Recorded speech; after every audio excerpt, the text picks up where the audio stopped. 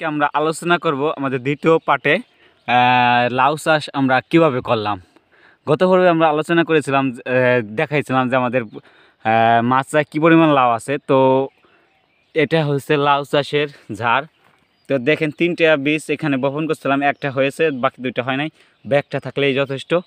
ওই সামনে দেখতেছি পাচ্ছেন, ওইখানে 3টাই আছে। তো আমরা প্রথমে এখানে ঝাড় তৈরি করছি, একটু মাটি থেকে সামান্য উঁচু করে ঝাড় তৈরি করছি এবং দেন ফুল জমি চাই দিছি। 3টা হাইব্রিড বীজ এখানে করছি।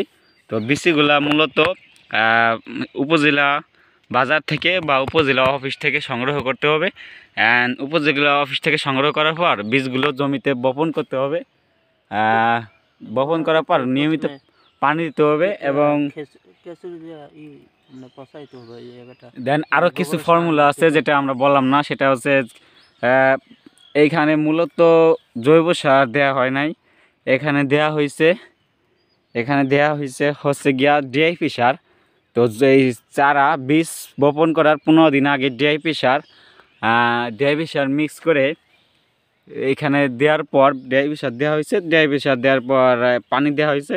15 দিনে জমিটা প্রস্তুত হয়েছে, তারপরে 15 দিন পরে বীজগুলো লাগানো হয়েছে। তো 15 দিন পর লাগানোর পর চারাগুলোর সাথে বের হয়েছে 3 থেকে 7 দিন। তো 7 দিন পর যখন বের হয়েছে, বের হওয়ার পর একটা বীজ দেওয়া লাগছে যাতে এই চারাগুলা ধরেন পোকা আছে, পোকায় না খেয়ে ফেলে। পোকায় খেয়ে ফেললে আসলে চারা বড় হয় না, তার আগে নষ্ট হয়ে যায়।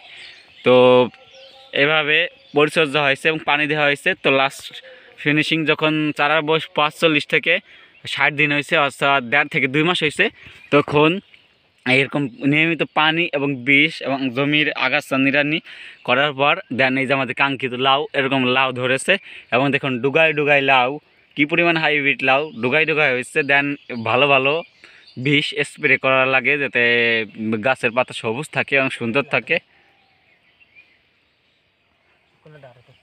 দেন ভালো থাকে। তো এই কারণে হয়তো লাউ এখন ধরতেছে, এখনও বীজ দেওয়া লাগে। আর যদি বিষের উপদ্রব হয় অর্থাৎ পোকার উপদ্রব হয়, এই যে এরকম টবে ফেরোমন টিউব, ওই দেখুন ভিতরে ফেরোমন টিউব দেওয়া যেতে পারে। ওই ফেরোমন টিউব দিছে, এগুলো দিলে আসলে লাউয়ে এগুলো দিলে ওই যে পোকা আছে না, ছিদ্র করে, ওই ছিদ্র পোকাগুলা ওই দেখুন, এটা হচ্ছে 2 পিস 60 টাকা। এগুলো দিলে জমির এই লাউগুলা ছিদ্র করে না, ছিদ্র পোকায় দেন অনেক ভালো হয়। তো এটা হচ্ছে লাউ চাষের মূলনীতি বা নিয়ম। তো আপনারা অবশ্যই কমেন্ট করে জানাবেন আপনাদের বুঝতে অসুবিধা হলে, বা আপনারা লাউ চাষ করতে চান কি না, বা যারা করেন।